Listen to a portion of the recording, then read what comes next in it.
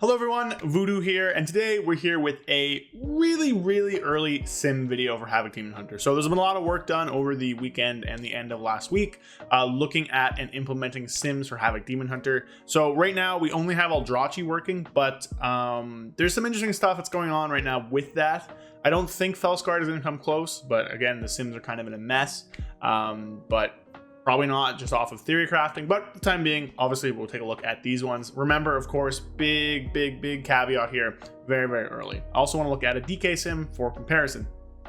So with that, let's go on to the video. Make sure you like, comment, and subscribe. Help grow the channel, and let's get on to it. All right, so before we get into breaking down all of the sims and stuff, I do want to thank all the people who have helped make these. I have been really busy recently, so I haven't done as much of these sims as I normally do, but shout out Azor, Bees, Topple, TXT, Neff, anyone else who's helped on these, big thank you and shout out to all you people. I still helped a bit, but not as much as normal. But this is currently our #1 high swimming build. This is the gear we have for it. It might end up changing a bit. These trinkets are mythic trinkets from dungeons, so probably end up having different sets that you can grab at 528, but at 632 from raid, but we'll see on that. But this is it. So we'll take a look at the talents here. So you might notice something. Where'd they go? So this is low mover with preemptive strike for some reason, which I think is really funny. Didn't know that one. This is low mover. This is our current highest simming single target build. And you're probably like, well, isn't that the same case in season 4 and we didn't end up playing it? That's true, but this is much further ahead than some of the other stuff. Now the reason for this, for the most part, is Incisive Blade is crazy strong. Having Chaos Strike deal 30% increased damage at all times instead of just while empowered really buffs up trees where all you do is push Chaos Strike. So we are rejecting the fun talents, Essence Break, Inertia, all that stuff, and returning to Monkey and just pushing Chaos Strike, Blade Dance, Reaver's Glaive, and Hunt, and then some of our Fury generational abilities. So it's not as bad as before, but it is certainly not good. So there's that. Just stuff to talk about here, I guess. We're taking RO because Chaos Strike is just, you got to push it. We're taking Improved Chaos Strike because Chaos Strike, you just got to push it. This is good because crit is pretty low. This will drop off eventually, though, once we get more crit. And then this is working as intended. This is bugged currently on live, where the I-beam portion does not actually do damage that it's supposed to. So I can see this node moving up into like Blunt Fury or something. But this build obviously has flaws to it, right? Like if you leave the boss, your damage will drop off. If there's burst, it won't be as good. If there's any cleave, you basically eschew all of that for this, but this is our best single target build. And then in terms of just gear and stuff, you're basically just running all the highest high level gear you can. Bosses in this raid will drop higher gear that you can catalyst. So there's like chest and helmet, and I think shoulders are all 636. Pants are not. But and I guess the hands that we just didn't do it, but there's like a bunch of different stuff that can drop at higher eye level, so that's happening there. And then we have all the very rare items, I'm pretty sure. Yeah, we have the cloak, we have the neck, and we have the ring at very rare, and of course the weapon at very rare as well. And then the trinkets are Deadeye Spyglass from the BFA dungeon there, Siege, and then we have Arakara Sack Brood, which I think is from one of the I think it's from like City of Threads or something, one of the 2 Nerubian dungeons. This just basically gives you primary stat, has very high uptime. Damage breakdown wise, mostly annihilation, like 30% of your damage is annihilation. This, I think there was another APL boost that like bumped this up by like 5k or something that I don't have here, but for the most part, like this is your damage breakdown. There's no embellishments yet, we just haven't worked with those. Again, expect those to bump something up, probably in the boots and wrist slot. We'll put something there, but again, we don't really know what embellishments there are yet. But looking down the damage breakdown, mostly this stuff. Cactus Position obviously will show up on here, but it won't in game.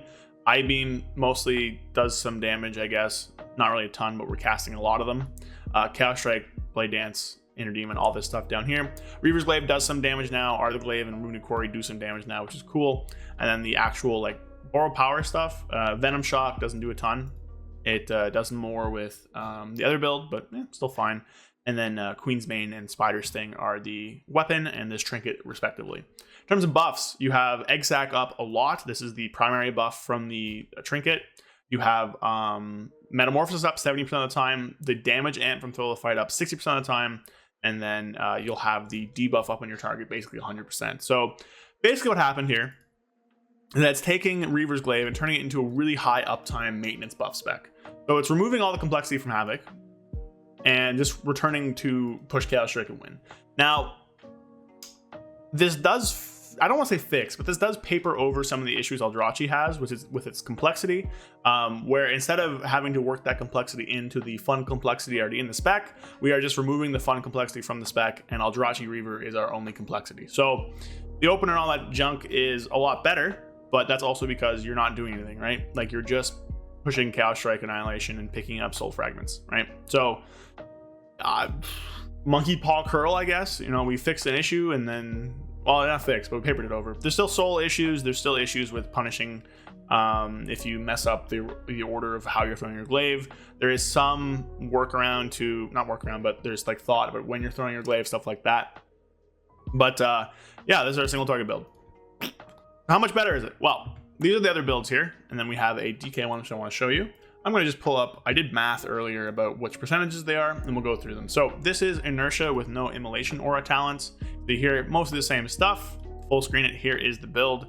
Inertia, no Immo Aura talents. You got RO, you got Restless Hunter, and you throw kind of all the rest of the stuff into like Chaos Strike amps and stuff, and it does come down to Sigil of Spite. This is 7.1% behind the other build, so that's a lot on live right now. The no mover build is like 2% ahead, and that's with like trinkets it abuses, and these ones are using the same trinkets, so it's not really via trinket abuse this time, so not gonna save you there. This is the classical Inertia, I'm pretty sure. Yep, so this is classical Inertia, what we play on live right now. You just kind of put more Chaos Strike amping talents in. This is also 7.1% behind, but of course has slightly better cleave because of Growing Inferno and Burning Wound. Worse burst because you can't take Restless Hunter, but slightly better cleave. And again, mostly the same here.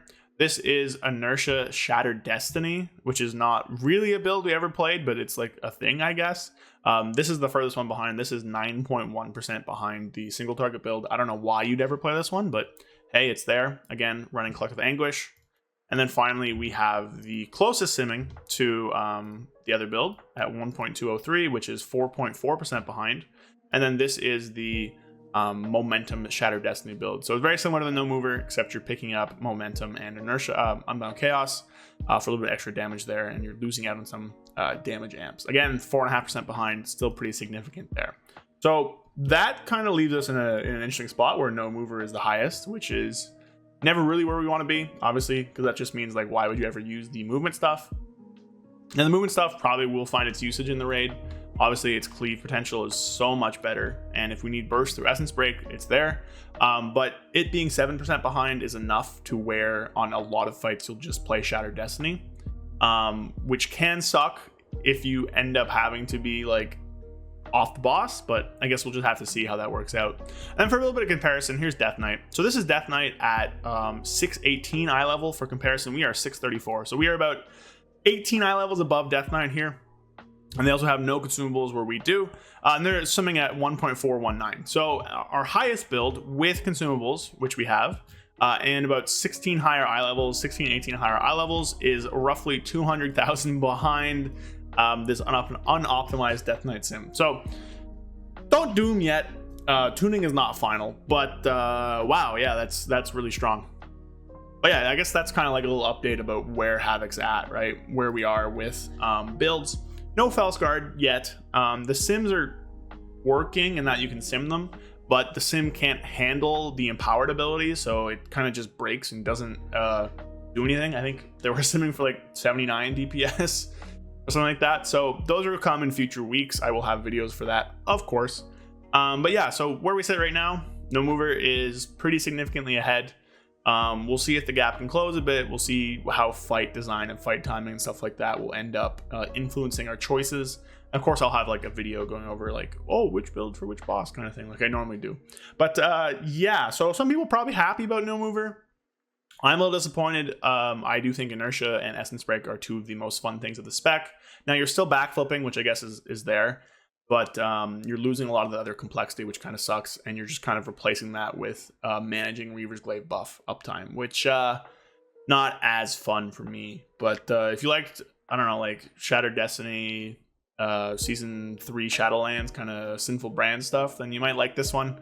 But yeah, so that's gonna be it for the video today. Again, I'll update as more sims come out, more stuff like that. hope you guys enjoyed. Hopefully we see some changes on Tuesday, which is why I'm posting this on the Monday. If not, you'll see a Survival Hunter video. So yeah, thank you guys for watching. See you guys next time. Peace. A big thank you to all of my channel members. Thank you Sky Elk, Andrew Keenel, 100,001 Zans, Brad Wisniak, Felfa Darren Dark Terror, and Magic Man 133. Thank you all so much. If you want to help support me and help fund the channels and the videos, follow the link in the description to become a channel member and get some cool perks in the process. Again, thank you all so much, and I'll see you guys next time. Peace.